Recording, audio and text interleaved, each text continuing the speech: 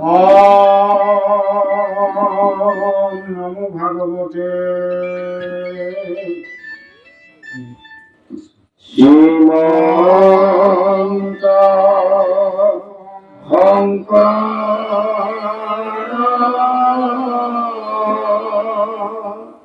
হৰি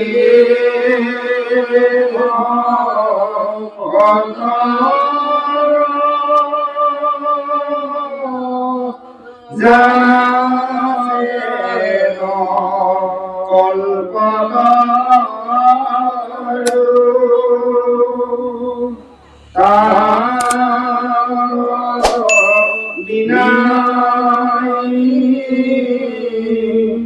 নাই নাই নাই আর পরম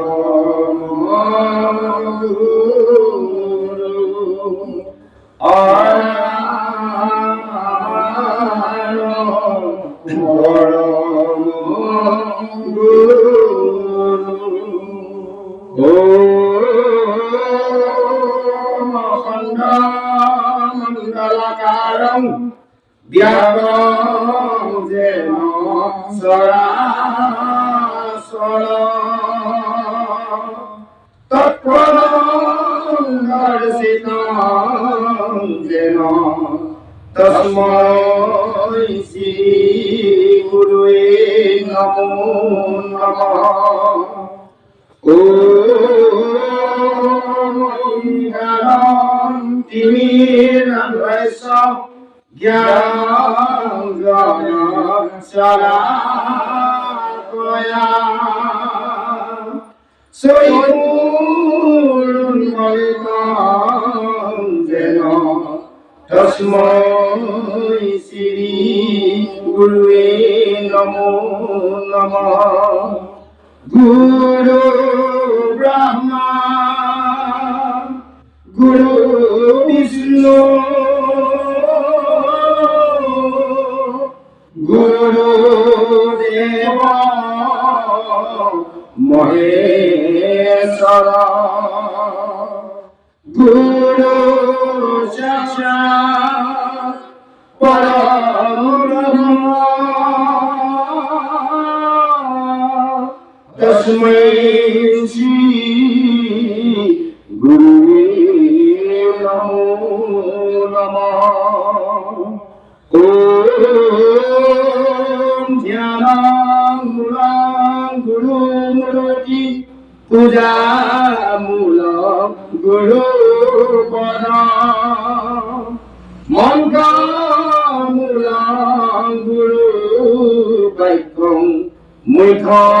মুখ্যমূলং গুরু কৃপা। ওম মুখং করতি বশালং পঙ্গুং লঙ্ঘয়তে গিরিম যৈমাতমহং বন্দে পরমানন্দ মাধবম মাধবম মাধবম হরি রাম রাম। বন্ধু পরম গুরু হে শ্রী কৃষ্ণায় নমো নমঃ। বন্ধু পরম গুরু হে শ্রীমন্ত শংকৰ বন্ধু পরম গুরু হে মহাভাগবত প্রথম দ্বিতীয় স্কন্ধে শরণ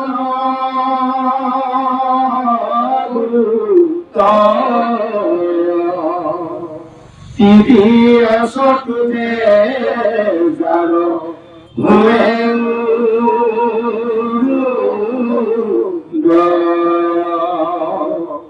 নাভির পঞ্চম সখে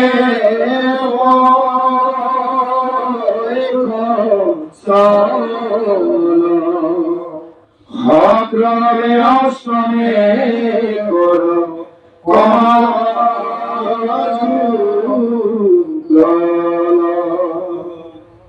কণ্ঠ দেখে নবমেদ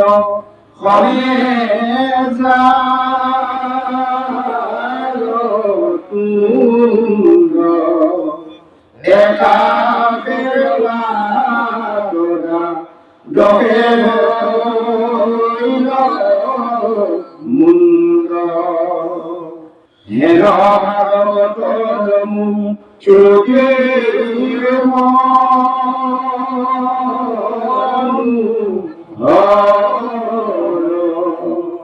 তোমার শ্যামলে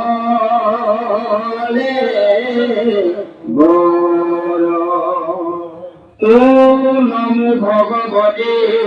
বাসুদেবায় নমো ভগবতে বাসুদেবায় নমো ভগবতে বাসুদেবায় জনমাদস্য যতুহনাদি করত সতেস্য ভবিজ্ঞসরা তেনে ব্রহ্ম বিরাজ আদি কবয়ে মহন্তি যৎসু তেজু বারিমিদং যথা বিনিময় যত্র দিশঙ্গুহ নিখা ধন্যাসেল সদা নিরস্ত কুহকং সৈতং পরং ধীমহি ধর্ম খুজজিত কৈত গুহত্র পরম নির্মল শরণং সতং বেদং ভাস্কর মত্ত বস্ত শিবদং অতপত্রয় শ্রীমদ্ ভাগবতী মহামূর্তিতে কিংবা পুরীশ্বর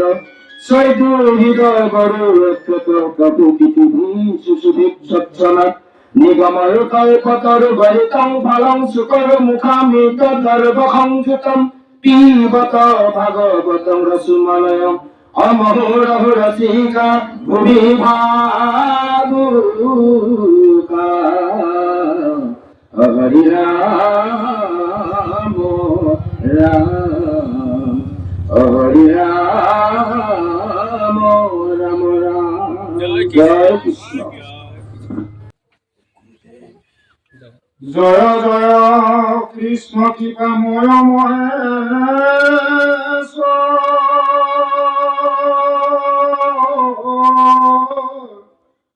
যার আজ্ঞাতিরে বহে ব্রহ্মা হরি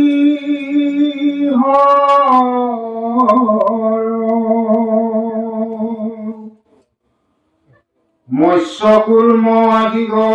অংশ অবতার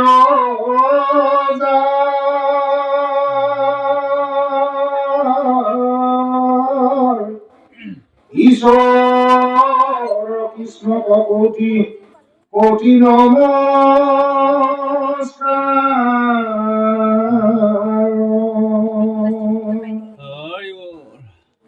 হে রাম নমো নমো মধুমুর রিপু মহাহরি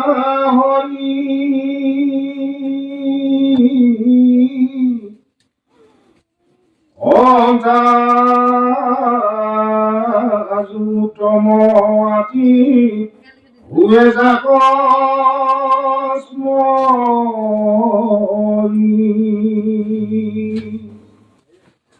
সমস্তে জগত উদা রকজার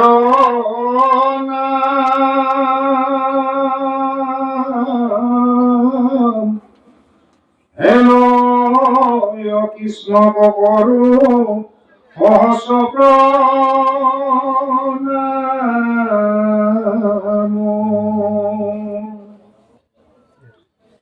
হে রাম প্রভু ভগবন্ত ভক তরণব নিধি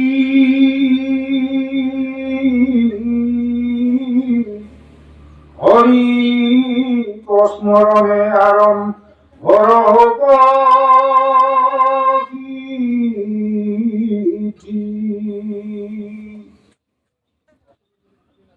পরীক্ষিত মুখ্য কথা দ্বাদশ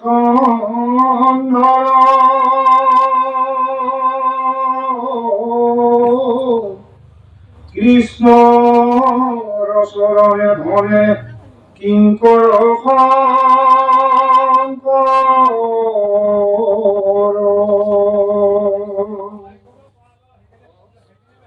হেৰাম পহিলা ৰাজাত মহা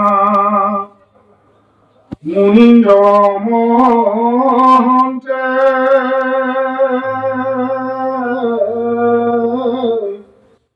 সংক্ষেপ কৰিয়া উধা ৰিয়াকাৰ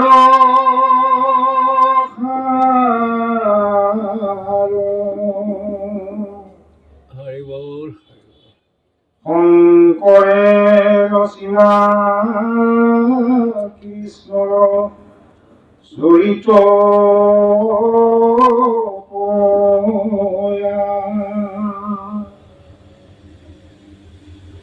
ৰাম 28 বছৰ সহস্ৰ ঋষি বেদত প্ৰধান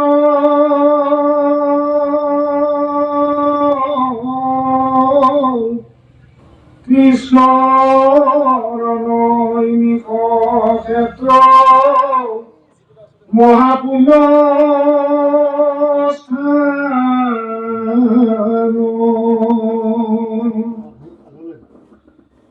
মান্য কৰি উতক তিৰা সত্ৰ তথা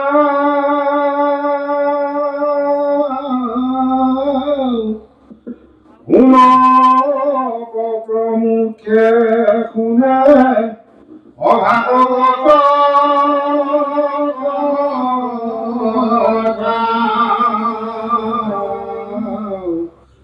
কৃষ্ণ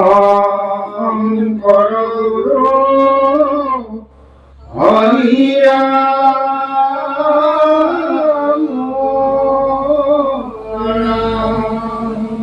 জয় কৃষ্ণ জয় কৃষ্ণ হে ৰাম নিগৰতি পুত শুনা সৌনক প্ৰতি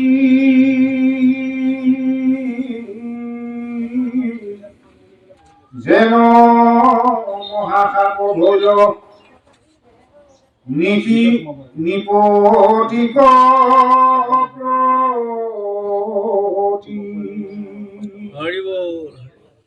এহিমতে আশা পৰি শীত নিপ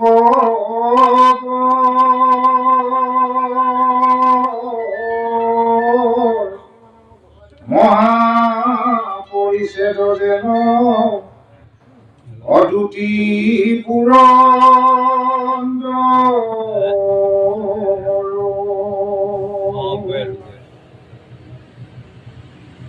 ৰাম ভিতৰত যেন খাতে পিঠি বিৰজত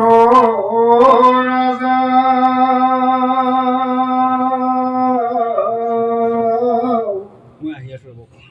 পুত্ৰটো অধিক কৰি পাৰিলন্ত প্ৰজা ভগতৰ সংগে ৰংগে জম্বুদ্বীপতি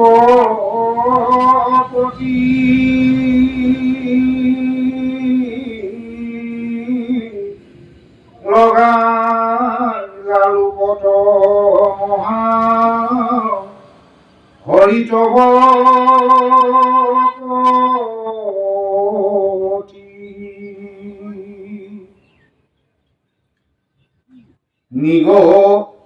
নিগ্ৰহিল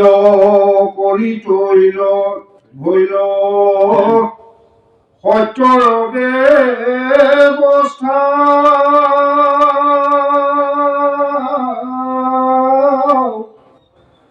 জগত ব্যাপিল নিপ তিৰজখ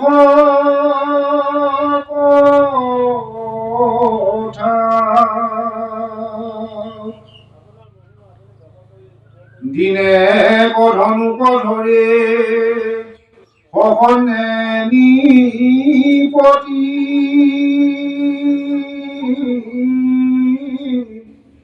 অগণ পগয়ন্ত মৃগ মাৰিবাক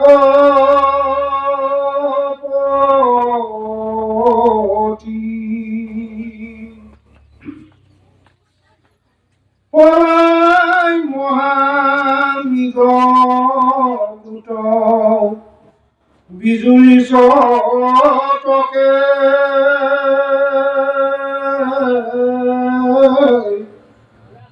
তাৰ পাছ লাগি যায় নিপতি ভূতকে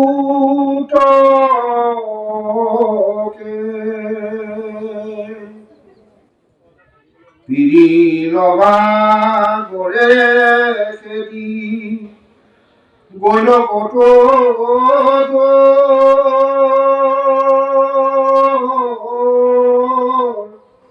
হল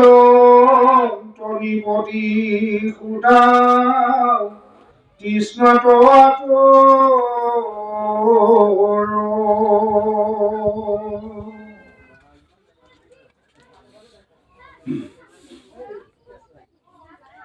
এরাম বিচারি নপান্ত জল ভূয়া মহাশান্ত আছে আসনে পাশে তাতে বহিল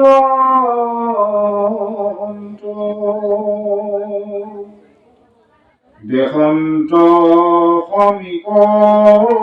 ঋষি পদ্মাসন কৰি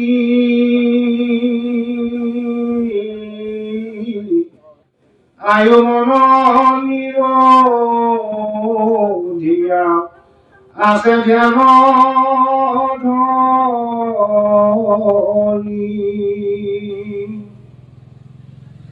মহাশান্ত চিত আউল জাউল জটাভাৰ মিলি গৈল সমাধি চিন দিল অহংকাৰ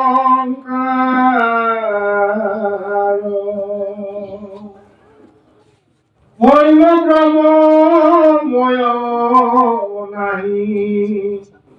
গাঁৱত চেতন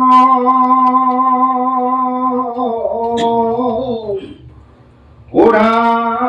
তোৰ হয়া ৰাজা অবহিলাব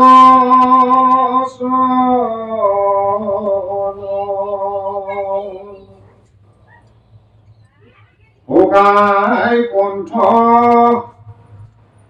শুকাই অন্ত কণ্ঠ মুখ কৰা দান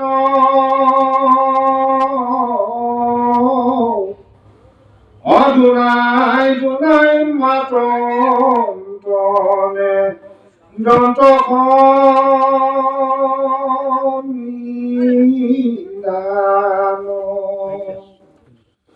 কৃষ্ণয়ে পীড়িত নিপ খুজি নগয় পানী অকৰিলন্ত কূপ সমী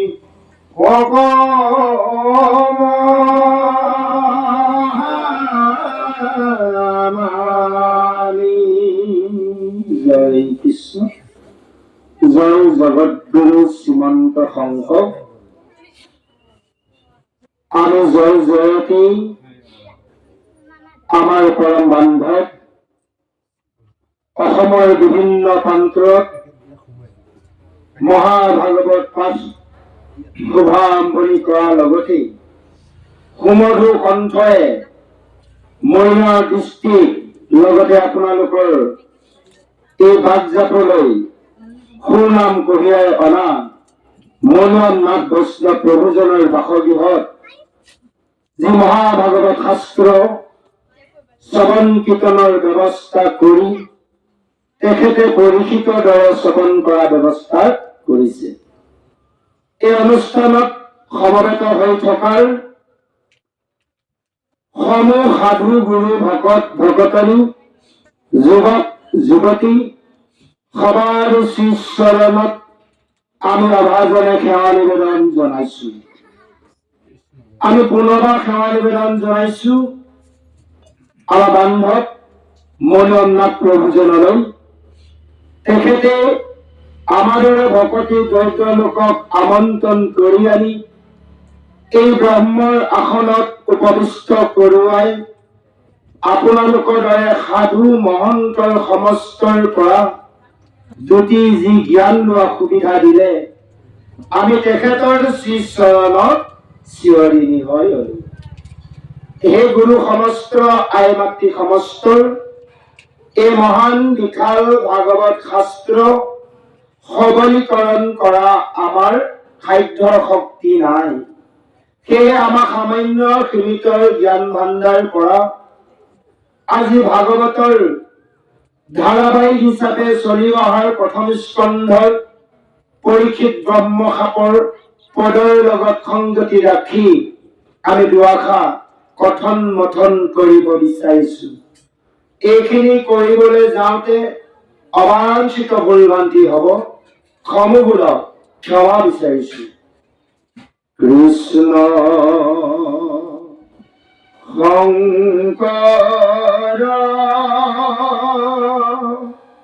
গুৰু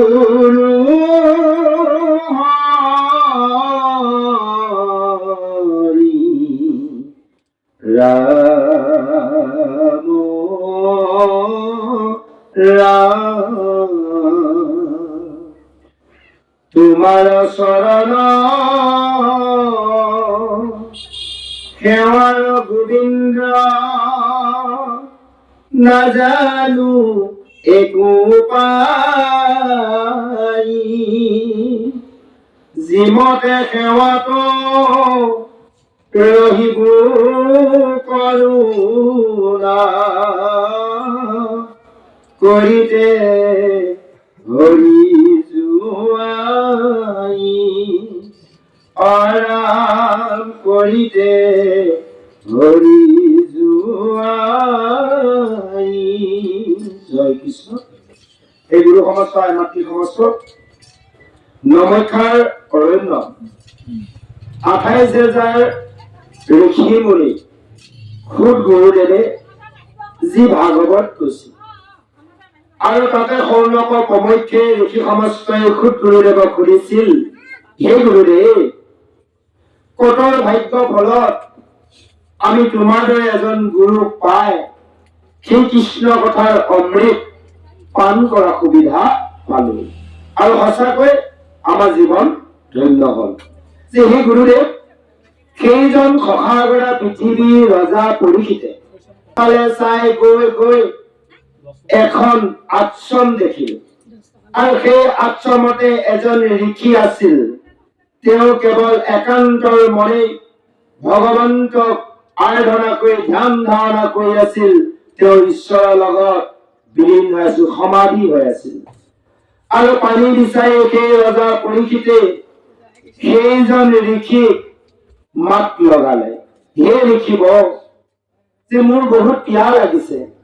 তুমি মোক অকণমান খাবলৈ পানী দিয়া। এনেভাৱে সেইজন ঋষিক মাত লগাল আৰু সেইজন ঋষি আছিল শ্ৰমিক ঋষি। যেনেভাৱে ৰজাই মাত লগোৱাৰ পিছত ঋষিয়ে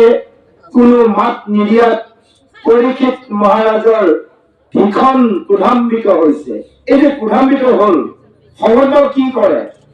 ইয়াৰ পিছৰ পদত দিয়া আছে, আহকচোন আমি পিছৰ পদলৈ আগবাঢ়িছো। জয় কৃষ্ণ।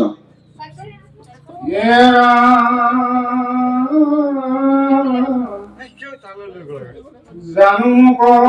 বোলে কোন সতীয় ধৰ্ম,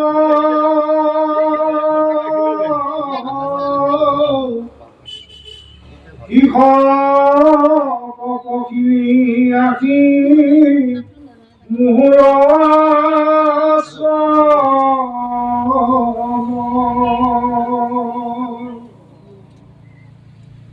তাতে অৱজ্ঞান কৰে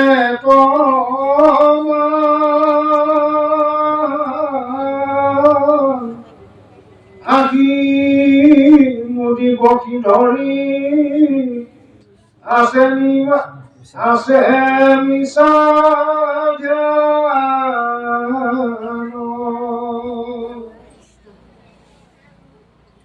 এই বুলি মৰা খাব আমি ধনু আগে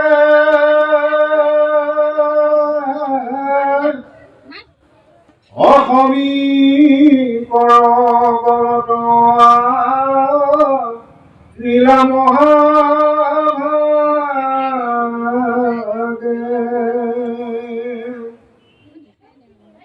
হেন মন্দমতী নতু মিলে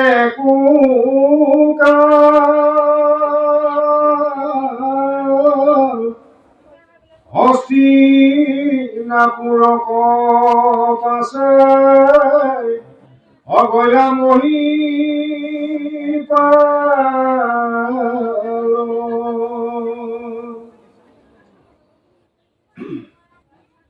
হেৰাম সমীপৰ তেজস্বী সিংহী পাছে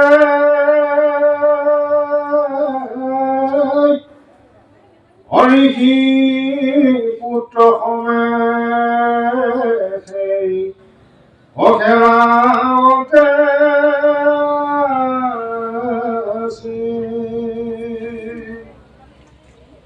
শুনিলত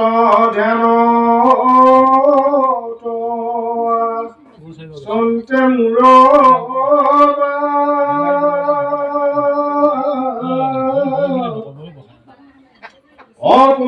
অপৰিচিত ৰাজা গলে অয়াদিনে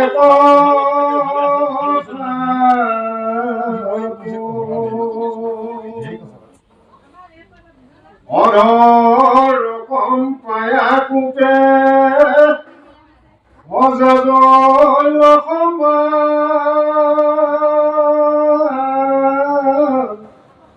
লিখি কুট মধ্যে কুঠে অদিলা কমি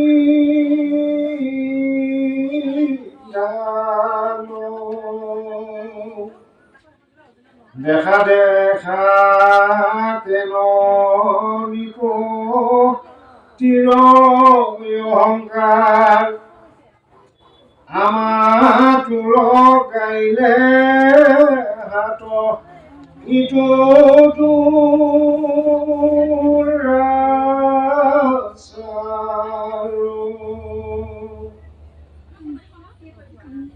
সমীপতে জানিলো নীলতাৰ কাল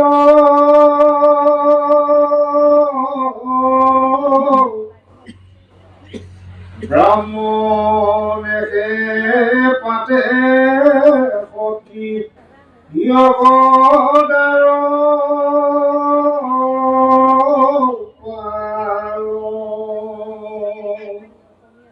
দ্বাদশ হুয়া স্বামীতে আচৰে দুহজুৰ অগৃহস্থকে মাৰে সিটো কুকুৰে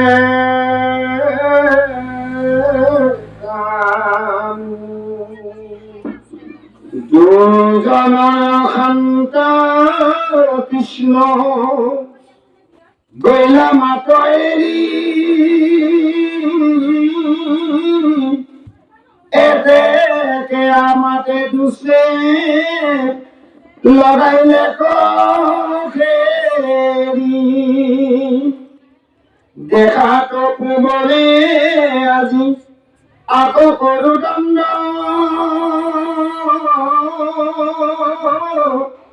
এৰি বুলি উঠিলা ঋষিৰ সুত চন্দ্ৰ কোপে আৰু কত ৰাখি দহন সুদান্ত কুশী কৰ জলচুয়া কৰিলা আচন্ত দিবাক লাগিলানি পতিক চন্দ্ৰ খাপ পিতিক কৰিলি দুহ পৰিষিত পাপ সত্তৰ দিনতে তোক দৰ্থকে দংশুক দিশৰ মানি লাগি শৰীৰ ভস্ম হুক আৰু যেন আনে দুহ নকৰে লিখিক এই বুঢ়ী লৰি গৈয়া দিলা পিতিক জয় কৃষ্ণ। হেৰা মৰা সাপ গোট আছে গলত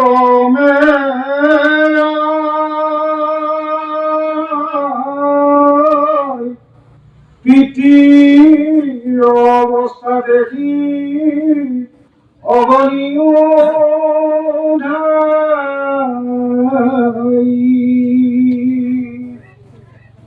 মৰিলন্ত বাপ বুলি শিশুৰ বিষাদ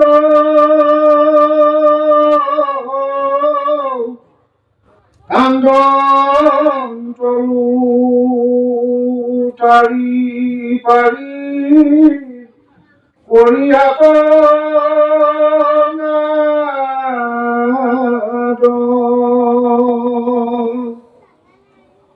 হেৰাম পুত্ৰৰ বিলাপ আতি আঁতৰাও শুনি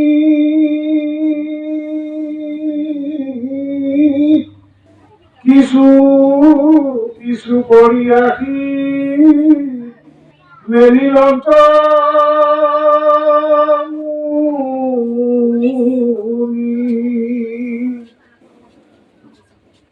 গলৰ পেলাইলা পাছে মৃত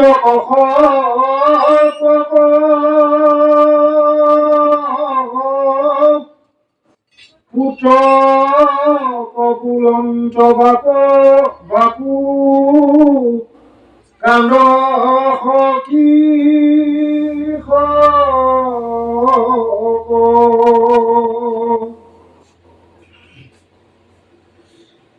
কৰিলে প্ৰিয় কোনে কেন হেন দুখ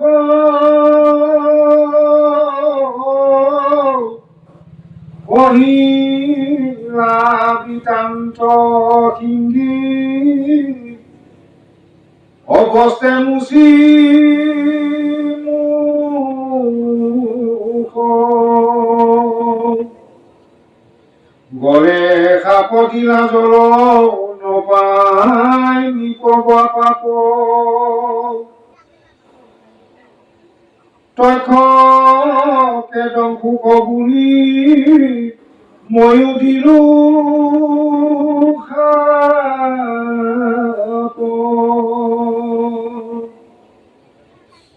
হেৰাম শুনি সমী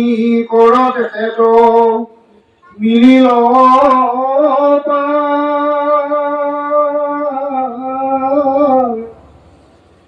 গৰিলা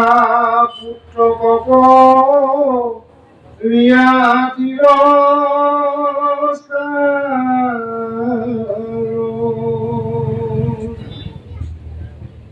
কিনো তই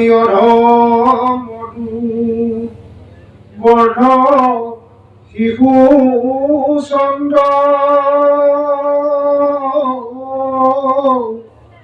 অল্প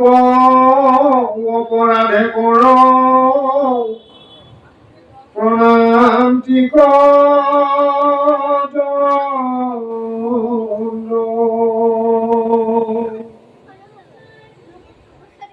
হেৰাম সিজিল পাতকটুত ইহি মহাকন্ত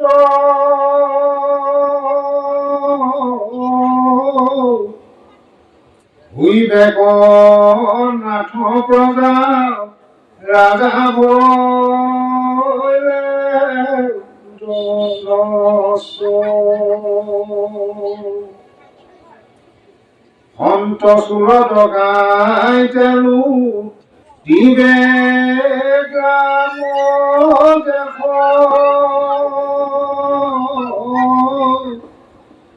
দুই বেৰৰ সকলোকে পাইবে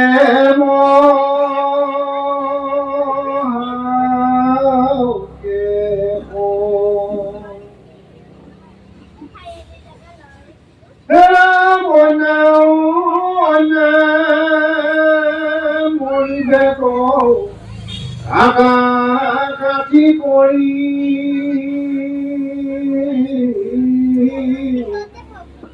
স্থিধৰ সৰ্বস্বকো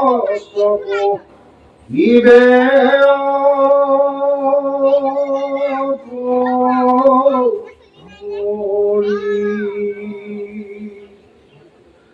হইবে কখন বমজেন কুকুৰ বানৰে অগুচিবে আচাৰ ধৰ্ম সকল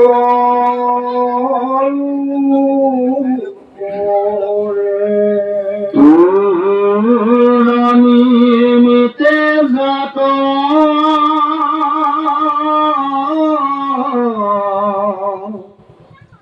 মিলিব পাক শিখব পাতকে আখি পাইবে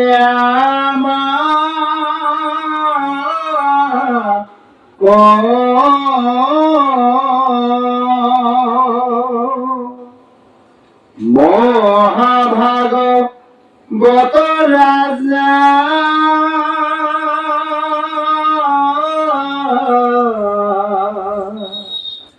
পৰম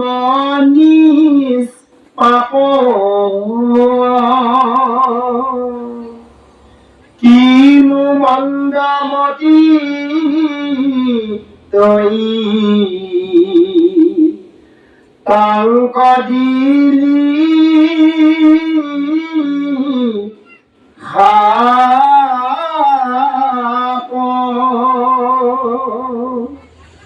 উলটি আমাকো যদি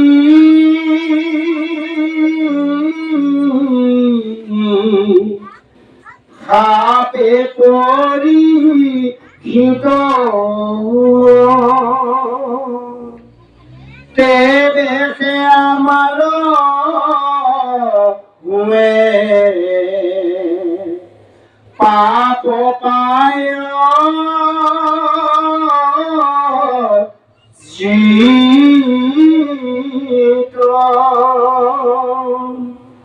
জানু কৃষ্ণ দাসে হেন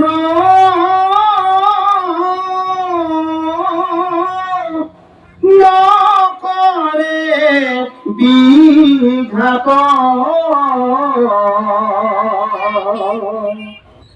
আমোচন পাপ ইটো ৰহিলয়া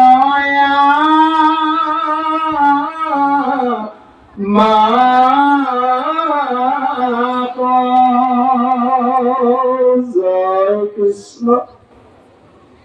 যেতিয়াই সিংগীয়ে কান্দি কান্দি পিতৃৰ ওচৰলৈ গৈ দেখে পিতৃৰ গলত মৰা সাপ আঁৰি দিয়া আছে আৰু সেই অৱস্থাই দেখি সিংগীৰ বহুত দুখ লাগিছে আৰু তেওঁ কান্দিছে। তেওঁ চিঞৰি চিঞৰি দেউতাকৰ অৱস্থাই দেখি বিলাপ কৰি কৰি যেতিয়া কান্দিছিল সেই পুত্ৰৰ কন্দন শব্দৰ শুনি শ্ৰমিক ঋষিৰ ধ্যান ভংগ হৈছিল। তেওঁ তেতিয়া লাহে লাহে চকু মেলিছিল আৰু দেখিছিল নিজৰ গলত মৰা সৰ্প। লগে লগে হাতেৰে মৰা সৰ্প পেলাই তেওঁৰ পুত্ৰক সুধিছিল, হে বাপু কিয় কান্দিছা? তোমাক কোনোবাই কিবা কৰে নেকি বা মাৰিলে নেকি? আজিকালি শিশুবিলাকৰ ন ল'ৰা লৈ লাগি লগা ভগা হয়, কান্দা কুটা হয়, এয়া কথা হয়নে বাৰু? তেতিয়া দেউতাকে সুধিল, তেতিয়া চিংগিয়ে দেউতাকক কৈছিল নিজৰ বস্ত্ৰৰ মুখ মুচি লয় যে তেওঁ কৈছিল যে হে পিতৃ, যে যিজনে তোমাৰ এই গলত মহাসৰ্পৰ আঁৰি দিছিল, মই তেওঁক অভিশাপ দিছো, সেইজন ৰজা পৰীক্ষিতক 7 দিনত জীয়া সৰ্পৰ ৰজা তক্ষকে দংশন কৰিব। শ্ৰমিকে এই কথা শুনাৰ লগে লগে পুত্ৰক গালি পাৰিছে যে হে পুত্ৰ, হে গোপাই, তুমি ভাল কাম নকৰিলা, তুমি মোৰ ভাল পুত্ৰ নহয়, তুমি অধম, তুমি মহাৰ অপৰাধ কৰিলা, কাৰণ অকণমান ভুলৰ বাবে তুমি সেইজন ৰজাক মৃত্যু হবলৈ তুমি অভিশাপ দিলা। এতিয়া আজিৰ দিনত সেইটো হৈছে হয় বাৰু? অকণমান ভুলৰ কাৰণে মানুহ এজনৰ মাৰা চিন্তাই নকৰে, হয়নে বাৰু? নকৰে। আগতে মানুহে ঘৰত পোহা ঘৰচীয়াৰ পশুকেইটাকো মাৰা অলপ আফচোচ কৰে, আজিকালি মানুহে মানুহক মাৰা আফচোচ নকৰে। সেয়েহে সকলোকে অধম বুলি কৈছে। আজি শ্ৰমিক ঋষিৰ পুত্ৰ কৈছে, তুমি মোৰ ভাল পুত্ৰ নহয়, তুমি পৰম মহা অধম। সেই অকণমান দুখৰ বাবে ৰজাই যেনিবা মোৰ গলত মহাসৰ্প আঁৰি দিলে, একো কথা নাই, মোৰতো একো হোৱা নাই,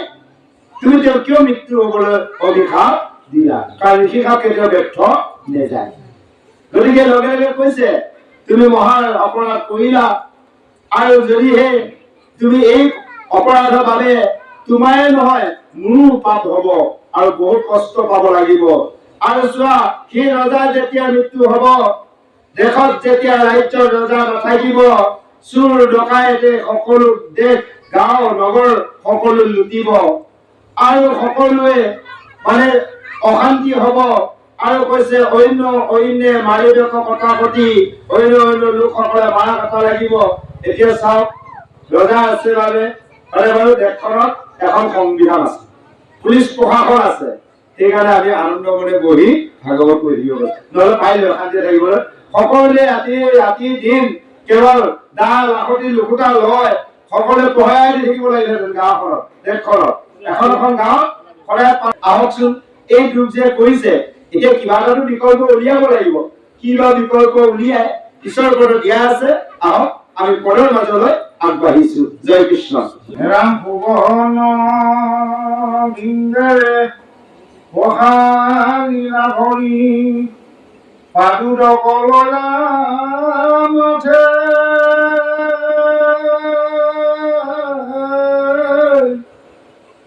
বন্দে পুষ্প ধূপে দিতে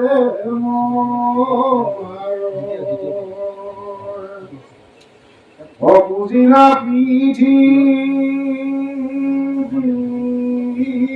নাথে চৰণ পদৰে গুৰি লন্ততুতি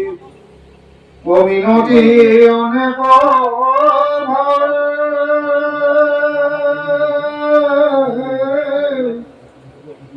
পৰম সাগৰে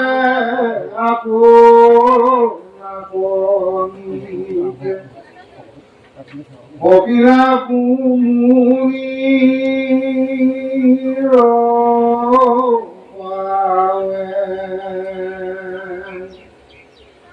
মহাৰিষি কবে চৌপাশে উপাসে প্ৰকাশন্ত সুকে বহি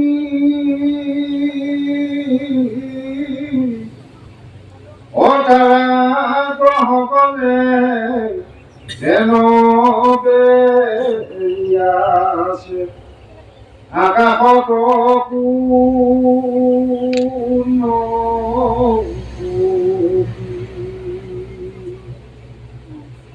প্ৰসন্ন বদনে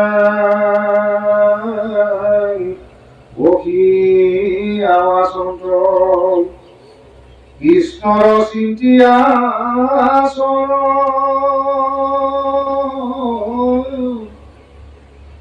দেখিনি পতিৰ প্ৰেমে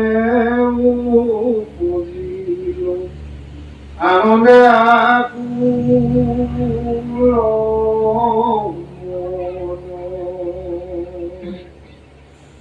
মুনিৰ চৰণ হিৰে পৰশিয়া কৰিলা পালে প্ৰণাম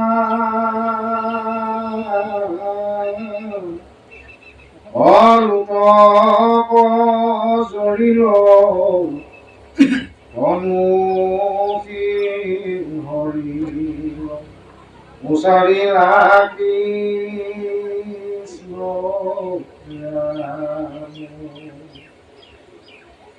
কৃষ্ণ কৃষ্ণ কৃষ্ণ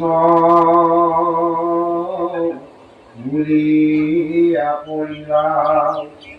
আছিলা মুনিৰ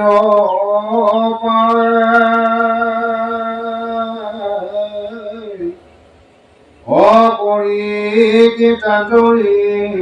বুলিলা বহিয়া দিন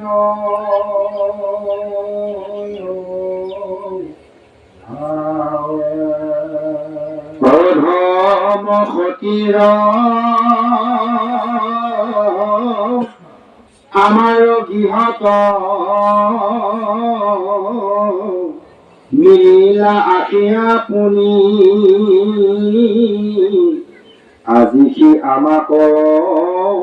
পৰম পবিত্ৰ কৰিলা মহামুনি গৃহ খবৰ সুধি মোৰে কাব ক্ষণে যাৰ মাত্ৰ স্মৰণে কি কৰি দুৰ্ভাগ্য হেৰয় মুনিক খাই খাতে দেখো নয়নে তোমাৰ চৰণে পৰশে আজি কি জীৱন জন্ম সাম্ফল নিশ্চয়ে জানিলো আজি দূৰ ভৈলা মুঠ যত অমংগল আৰাম যাৰ সমীপ চাপিল মাত্ৰকে পাপ সৰ্বহুৱে অন্ত কম্পি পলাই যেন বিষ্ণু দৰ্শনে অসুৰ সেনা সমস্ত্ৰ পাঞ্চু পাণ্ডৱৰ পৰম সুহৃদ মোৰ নিজ দেৱ ঈশ্বৰ ভকত বচন কৃষ্ণেকে তোমাৰ পঠাইলা জানিলো নিশ্চয় ভিতৰ সন্ততি মৰুমুখ মূৰ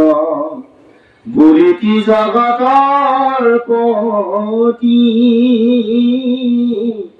তোমাক দেখিয়া জীৱন্ত জানিলো অধমক মুকৰ গতি ৰাম দেৱৰ দুৰ্লভ তজু দৰ্শন অন্তকালে পাইলো আমি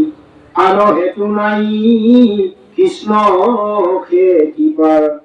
কিনো ভিত্ৰ পিয়চানি তোমাৰ চৰণে আৰু মৰণ সময়ে তুচু প্ৰভু সাম্প্ৰত প্ৰিয় মাননৰে সদায় কি কৰ্ম কৰোঁতে ইটো লোকত কাহাক শুনিবে কাহাক জপিবে কাহাক স্মৰিবে নৰে ভজিবা কযুগ পুননো দেৱতা কহিও মুঠ সতৰে শ্ৰৱণ কীৰ্তন স্মৰণ যোগ নুহি যত যত কথা তুমি সি পৰম গুৰু মহামুনি কহিও মুঠ সৰ্বথা অৰাম জগত পবিত্ৰ কৰিয়া ভমহা তুমি মুনি নিৰন্তৰে হেনো দুহনৰ কাল মাত্ৰ তুমি থাকা গৃহস্থৰ ঘৰে পৰম দুৰ্লভ তোমাৰ আলাপ পাইলা কত মহাভাগে এই বুলি ৰাজা প্ৰেমে হলতো ভুলন্ত সুকৰ আগে বিপতিৰ প্ৰেম ভক্তিক দেখিয়া দুষ্ট ভৈল মুনি বৰ সাধু সাধু বহি প্ৰশংসা কৰিয়া দিগন্ত পাছে উত্তৰ শৌনক প্ৰভুতি ঋষিক সম্বন্ধি সহন্ত শোকে সম্প্ৰতি প্ৰথম স্কন্ধ 19 অধ্যায় এই মানে সমাপতি জয় কৃষ্ণ পুনৰ সেই পৰীক্ষিতে শুকক চৰণ ধুৱাইছে আৰু ধূপ দীপ গন্ধে পূজাৰ কৰিছে সেইজন পৃথিৱীৰ ৰজাই আৰু চৰণত তুতি কৰি কৈছে যে পৰম সাদৰে আপোনাক নিপে অৰূপিলা মুনি পাৱে মহা ঋষি সবে চৌপাশে উপাসে প্ৰশান্ত সুখে বসি তাৰা গহগনে যেন বেহি আছে আকাশত এতিয়া শুকক যেনেকৈ তৰাগনে যেনেকে আকাশত বেহি আছে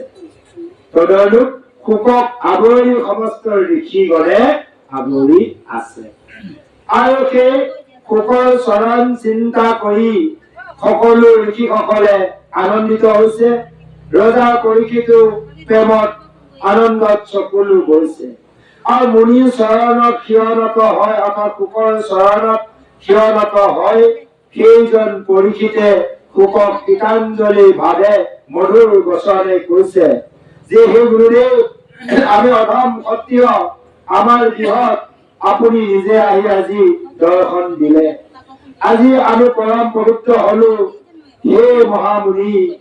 যে গৃহ হব শুদ্ধ হয় কামক্ৰমে যাহাৰ মাত্ৰ স্মৰণে যে গৃহত শুদ্ধ হয় যাক স্মৰণ কৰিলে কি কহিব ভাগ্য হেনৰ মুনিক সাক্ষাতে দেখিলো নহয় যে সেইজন মুনিক চিন্তাহে কৰে দৰ্শন সাক্ষাৎ কোনো নাপায় আজি তোমাৰ দৰে এজন মহামুনিক সাক্ষাৎ দৰ্শন পালো আৰু তোমাৰ চৰণ পৰশ পাই জানিলো আজি মোৰ জীৱন সফল হল নিশ্চয় জানিলো আজি মোৰ সমস্ত অমংগলবোৰ দূৰ হৈ গল আজি এখন গৃহতো অকণ পদধূলি পোৱাৰ লগে লগে এই অপায় অমংগল যিমান আছিল সমস্ত দূৰন্ত হৈ গল সেইকাৰণে আমি মাজে মাজে ভকত সেৱা পাতিব লাগে আমি আকৌ কেতিয়া পাতো উদ্দেশ্য এটা লৈ পাতো হয় বাৰু ইয়াত তেখেতৰ একো উদ্দেশ্য নাই ভাগৱত তেওঁ আৰম্ভ কৰিছে প্ৰথম স্কন্ধৰ পৰা ধাৰাবাহিক গৈ থাকিব বছৰে বছৰে আপোনালোক আমি থাকো নাথাকো বেলেগ কথা থাকিবই আৰু তেখেতে নাথাকিলেও লৰাই পাতিবই লাগিব কাৰণ তেওঁলোকৰ ভাল হব তেওঁলোকে পতা মানে তেওঁলোক গৃহ পবিত্ৰ হব হয় বাৰু গতিকে পিতৃসকলে কৰা কৰ্ম পুত্ৰসকলে কৰিবই লাগিব যা হওক এনেভাৱে সুন্দৰভাৱে কৈছে যে আজি সঁচাকৈ মোৰ জীৱন সফল হল আৰু কৈছে যাৰ সমীপত চাপিলে মাত্ৰকে পাপ অন্ত হয় যাৰ ওচৰ চাপিলে সকলো পাপ নাশ হয় আৰু সেই বিষ্ণু দৰ্শন অসমস্ত যেনেকৈ বিষ্ণু দেখিলে পলায় আৰু তোমাৰ দৰে এজন সন্তক দৰ্শন কৰাৰ লগে লগে সমস্ত পাপ নাশ হৈ যায় আৰু পঞ্চ পাণ্ডৱ পৰম সুহৃদ সেইজন পঞ্চ পাণ্ডৱ পৰম সুহৃদ মোৰ ইষ্টদেৱ কৃষ্ণ আৰু ভকতৰ বৎসলৰ সেইজনে জানিলো তোমাক মোৰ ওচৰলৈ পঠিয়ালে আৰু ভিতৰ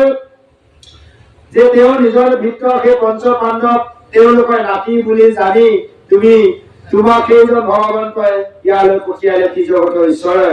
আৰু কৈছে তুমি দেৱৰ দুৰ্লভ তোমাৰ দৰ্শন যে অন্তিম সময় পালো কি যে মোৰ মহাভাগ্য আনৰ হেতু নাই কৃষ্ণৰ কৃপা কিনো ভৃত্য প্ৰিয় স্বামী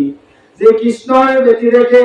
কৃপা আৰু কোনেও কৰিব পৰা নাই তুমি কৃষ্ণই কৃপা কৰিলে হে স্বামী আজি তোমাক মই দৰ্শন পালো যে হে গুৰুদেৱ মই তোমাক এটা কথা সুধো পৰক কৈছে তোমাৰ চৰণে মৰণ সময়ে উচুহু প্ৰভু সন্তৰ নিয়মানো নৰে সদায় কি কৰ্ম কৰিলে ইটো লোকৰ কি প্ৰশ্ন কৈছে জানে যে মৃত্যুমুখী মানুহৰ কৰ্তব্য কি মইতো মৰিলে মৰা আগমুহূৰ্তত তোমাক সুধিছো যে মৰা মানুহজনে মৰা আগত কি কাম কৰিব লাগে সেইকাৰণে আমি মৰিম কাৰণে ভাগৱতৰ আশ্ৰয় ল'ব লাগিব ভকত সংগ কৰিব লাগিব গুৰু শৰণ ভজন ল'বই লাগিব আগতে তাৰপিছত বাকীখিনি কাম কৰিব লাগিব নিত্য কৰ্মকে আদি কৰি সেইকাৰণে কৈছে যে তোমাক মই সুধিছো আৰু তুমি আৰু এটা কোৱা যে কাক আমি জপিব লাগে কাৰ নাম জপ কৰিব লাগে সেইটো কৈছে কাক স্মৰণ কৰিব লাগে আৰু ভজিবলৈ যোগ্য কোন দেৱতা এই কথাখিনি মোক কোৱা কাৰ কথা আমি শ্ৰৱণ কৰিম কাৰ কথা আমি কীৰ্তন কৰিম কাক আমি স্মৰণ কৰাৰ যোগ্য হয় এই কথাখিনি কোৱা আৰু তুমি হৈছা পৰম গুৰু মহামুনি সকলো তুমি জানা আৰু এই জগতত তুমি ভ্ৰমণ কৰা কেৱল এজনী গাই দোহন কৰা সময়হে তুমি থাকা তাতকৈ বেছি সময় নাথাকা আজি যে তুমি আহি মোক দৰ্শন দিলা মই সঁচাকৈ কৃতাৰ্থ হলো আৰু কৈছে নিপতি প্ৰেম ভাৱ ভক্তি দেখি সেইজন খুব মহামুনিয়ে তুষ্ট হল আৰু তেওঁ সাধু সাধু বুলি প্ৰশংসা কৰি উত্তৰ দিছে আৰু এই উত্তৰ আমি আজি নাপাম এই উত্তৰ শুনিবলৈ অহা বছৰ আকৌ পুনৰ এনেকুৱা এটা ভাল দিনত বহুজনৰ গৃহলৈ আহিব লাগিব এইখিনিতে আজি উত্তৰটো হল প্ৰশ্ন কৰা হল তথাপিতো আমি উত্তৰটো অকণ চুই দি যাম আৰু নহলে অকণ শাস্ত্ৰ নকৰিলেও সংশয়টো থাকিব জানে যদিও কাৰণ পৰ মাধ্যমেদি তেওঁ উত্তৰটো দিছে যে আমি কৃষ্ণদেৱকে বুজিব লাগিব শাস্ত্ৰৰ উত্তম গীতা ভাগৱত ধৰ্মৰ উত্তম নাম দেৱৰ উত্তম জয়তী নন্দন চৰণে কৰো প্ৰণাম সেইজন কৃষ্ণকে বুজিবলৈ কৈছে আৰু এইখিনিতে প্ৰথম স্কন্ধৰ সমাপ্তি ঘটিছে এই কথাখিনিকে নমৈথা অৰণ্যত শৌনক প্ৰমুখ্যে 28 ঋষিমুনি খুদ গুৰুদেৱে কৈছে আৰু এই অধ্যায় সামৰি কৰিছে ইয়াতে অকণমান উপদেশে আজি এই প্ৰথম স্কন্ধৰ সামৰি ঘটিব প্ৰভুজনে উপদেশখন কীৰ্তন কৰিব আৰু সামৰি সময়ত আপোনালোকে সংঘকে আদি কৰি যি দেৱবাদ্য আছে ধৰি কৰিব আইসকলে উৰুলি প্ৰদান কৰিব আমি যেতিয়া হস্ত ওপৰলৈ কৰিম সেই সময়তে বাদ্য ধৰি কৰিব জয় কৃষ্ণ ৰাম শুনিও সভাগত মহাভাগৱত পদ কৃষ্ণ নাম পৰম ও ভকতি মুকুতি যত সবে হুৱে উপগত ইহ পৰ লোক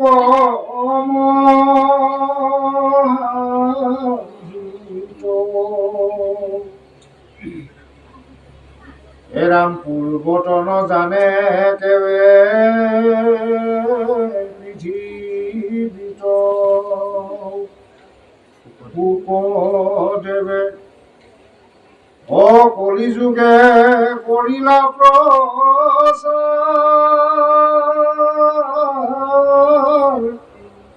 অ বিচাৰি নিশ্চয় কৰি ভৰি মহা মহা ভাগ্য আছে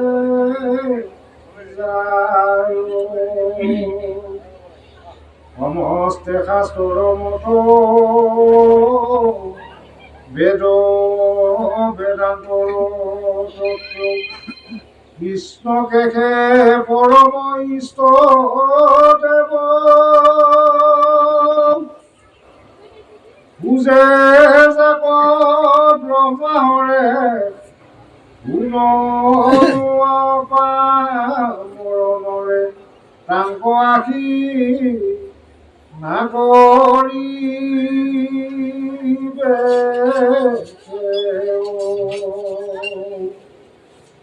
যাৰ নাম লৈলে মাত্ৰ যজ্ঞ কৰিবাৰ পাত্ৰ অহুৱে আতি নেলচন্ত জাতি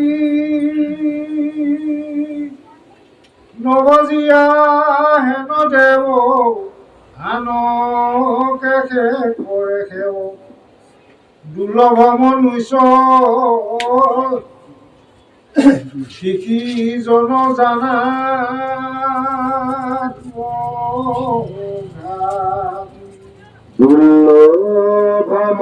স্বজনম পায়া সিটু নৰোত্তম এক শৰণ কৃষ্ণত স্ময় ৰাম নাম মুখে সংসাৰ কটৰি সুখে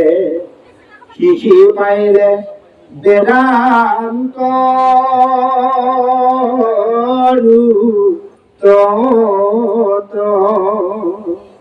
শিশি মহাকৰ্মীনিষ্ঠ শিশি মহাজ্ঞানী কৃষ্ণ দেৱ সবু বসনন্ত তাক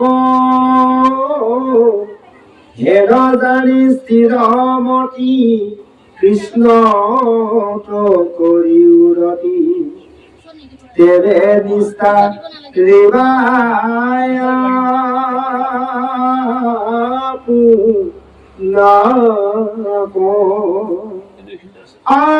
আনাম নেনায়ু আলে জালে কেতিচৰে ধৰে কালে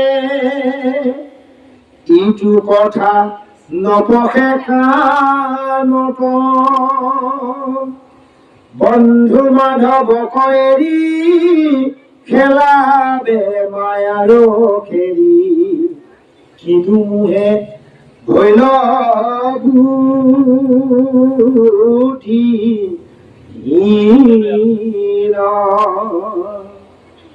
কৃষ্ণে পৰলোক বিদ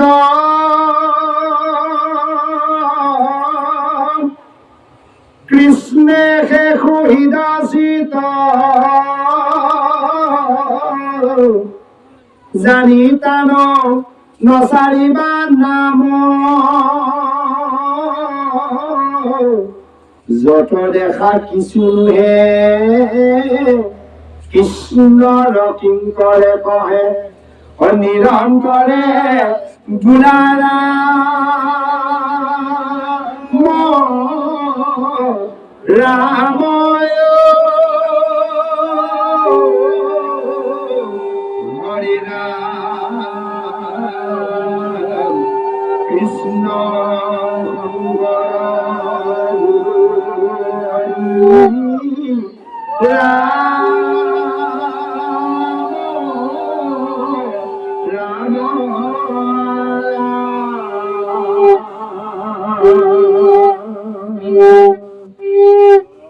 জয় কৃষ্ণ ভাগৱত ভগৱান কি জয় ভগৱতৰ বৎসল হৰি কি জয়।